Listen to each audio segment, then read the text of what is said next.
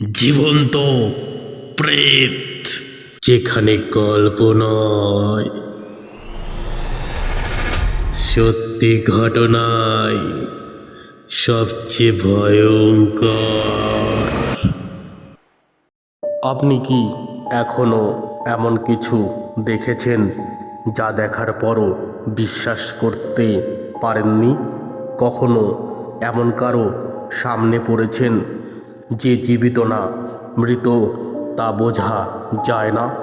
আমার দাদু দেখেছিলেন, এবং সেদিন যা ঘটেছিল তা শুধু ভয়ঙ্কর নয়, প্রাণঘাতীও হতে পারত। আজকের এপিসোডের ঘটনা পাঠিয়েছেন সৌরভ দত্ত। এটি কোনো সাধারণ ঘটনা নয়, এটি এক অশুভ শক্তির উন্মোচন। তৈরি থাকুন, কারণ আজকের ঘটনা শুধু ভয় নয়, রাতের অন্ধকারে লুকিয়ে থাকা মৃত্যুর ডাক। তো চলুন, বেশি সময় নষ্ট না করে সরাসরি চলে যায় সেই ভয়ঙ্কর রাতের ঘটনায়। ঘটনাটি আমার দাদুর নিজের চোখে দেখা, আর যদি তিনি স্বচক্ষে না দেখতেন তাহলে বিশ্বাস করাই কঠিন হতো। আমার দাদু পেশায় ছিলেন একজন জেলে। সেদিন রাতে মাছ তেমন ভালো ধরতে পারেননি, তাই তিনি জাল গুটিয়ে বাড়ির পথে রওনা দেন। তখন প্রায় রাত 3টে বাজে। দাদু ছিলেন অত্যন্ত সাহসী এবং নাস্তিক। শ্মশানের পাশের নির্জন রাস্তা ধরে তিনি ফিরছিলেন। বলতে ভুলে গেছি, আমাদের বাড়ি শ্মশান থেকে বেশি দূরে ছিল না। রাস্তায় হাঁটতে হাঁটতে হঠাৎই তার নজরে পড়ে বট গাছের নিচে জ্বলছে আগুন। তিনি থমকে দাঁড়ান। গাছের নিচে ছড়িয়ে আছে মানুষের হাড়গোড়, খুলি আর লাল সিঁদুর। বট গাছের নিচে একটা ছেঁড়া ফাটা পুঁথি পড়ে আছে, ধুলো জমে কালচে হয়ে গেছে। বৃষ্টিতে ভিজে পাতাগুলো নরম হয়ে গেছে, কালি অনেক জায়গায় ফিকে হয়ে গেছে। মাটির উপরে ছড়িয়ে রয়েছে পোড়া কাঠের গুঁড়ো, ছাই আর পোড়া কাপড়ের টুকরো। চারপাশে ছড়িয়ে থাকা পোড়া কাঠের গন্ধ মিশে আছে বাতাসে, আর মাটিতে আঁকা আছে কিছু ভয়ঙ্কর তান্ত্রিক চিহ্ন। সেখানে বসে আছে এক জটাধারী কাপালিক। কাপালিকের গায়ে শুধু লাল রঙের ধুতি, সারা গায়ে মাখা চিতাভস্ম, মুখে অদ্ভুত এক হাসি। তার সামনে পড়ে আছে একটি সদ্য মৃতদেহ, চোখ দুটো খোলা, যেন এখনো কিছু দেখছে। কাপালিকের চোখ জ্বলছে লালচে আলোয়, তার ঠোঁটে এক অদ্ভুত মন্ত্রের সুর। ওং হিং ঝিং কালী কালিকা মহাকাল ভৈরবাহ নমঃ। চারপাশের বাতাস থমথমে, যেন শ্মশানের অদেখা আত্মারা তাকিয়ে আছে এই ভয়ঙ্কর সাধনার দিকে। কিছু অস্বাভাবিক ঘটতে শুরু করল।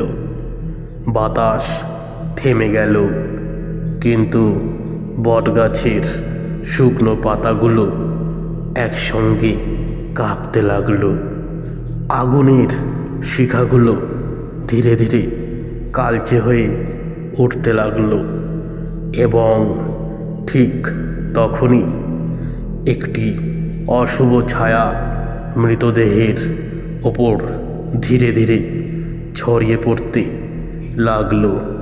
কাপালিক এবার হাসল। সেই হাসি মানুষের ছিল না। মৃতদেহের চোখের পাতাগুলো একবার বন্ধ হয়ে আবার খুলে গেল।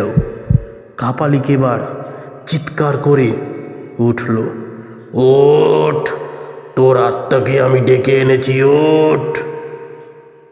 ভূত নাকি অন্য কিছু? ঠিক তখনই শ্মশান কেঁপে উঠল। চারপাশের মাটি ফেটে যেতে লাগলো, যেন ভূমিকম্প হচ্ছে। চারদিক থেকে একসঙ্গে শোনা গেল হাজারো গলার গর্জন। বাতাস যেন আরো ভারী হয়ে উঠল এবং ঠিক তখনই মৃতদেহটা ধীরে ধীরে উঠে বসল। তার মাথা ধীরে ধীরে দুলছে, চোখের মণি নেই, শুধু এক দৃষ্টিতে কাপালিকের দিকে তাকিয়ে আছে। কাপালিকের মুখ থমকে গেল, তার চোখ বিস্ফারিত। সে কিছু বলার আগেই মৃতদেহটা হঠাৎ বিকট শব্দ করল। একটা নয়, হাজারো গলার আওয়াজ একসঙ্গে বেরিয়ে এলো। কাপালিক এবার পিছু হটতে লাগলো, অস্পষ্ট মন্ত্র জপছে। না, এটা কি? এটা অসম্ভব, আমি তো তোরই আরাধনা করেছি। কিন্তু মৃতদেহ এবার মুখ খুলল, আর তার গলা থেকে বেরোলো বিকট এক আওয়াজ। একটা নয়, হাজারো মানুষের গলা একসঙ্গে চিৎকার করছে। ঠিক তখনই বটগাছের শিকড় উঠে এসে কাপালিকের পা পিছিয়ে ধরল।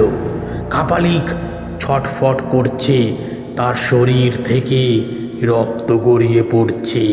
মৃতদেহটা এবার হাসল, বিকৃত, অশুভ, ভয়ঙ্কর এক হাসি। তার মুখের চামড়া আস্তে আস্তে ঝরে পড়ছে, আর ভিতর থেকে দেখা যাচ্ছে কেবল হাড় আর শূন্য কালো গহ্বর। পর মুহূর্তেই সে কাপালিকের গলার উপর ঝাঁপিয়ে পড়ল। দাদু হতবাক হয়ে দাঁড়িয়েছিলেন, তার সারা শরীর জমে গিয়েছিল। তিনি জানতেন এমন কিছু দেখা মানেই সর্বনাশ।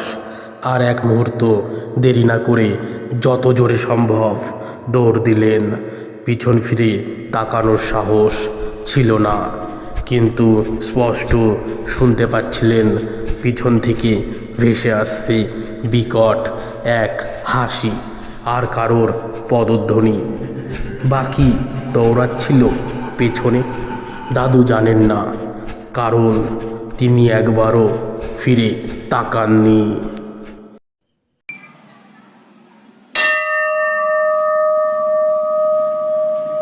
সকালে শ্মশানকালী মন্দিরের পুরোহিত কয়েকজন গ্রামবাসীকে সঙ্গে নিয়ে এলেন শ্মশানের দিকে, কারণ কেউ রাতের বেলা এক বিকট চিৎকার শুনেছে।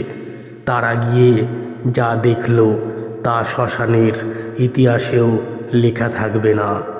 বটগাছের নিচে পড়ে আছে কাপালিকের নিথর দেহ, তার মুখ হা করা, চোখ দুটো ছিটকে বেরিয়ে আসার মতো।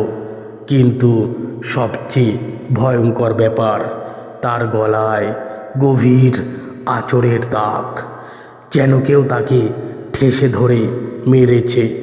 কেউ জানতেই পারল না সেদিন রাতে কাপালিক কাকে ডাকতে গিয়ে নিজেই কার কবলে পড়েছিল।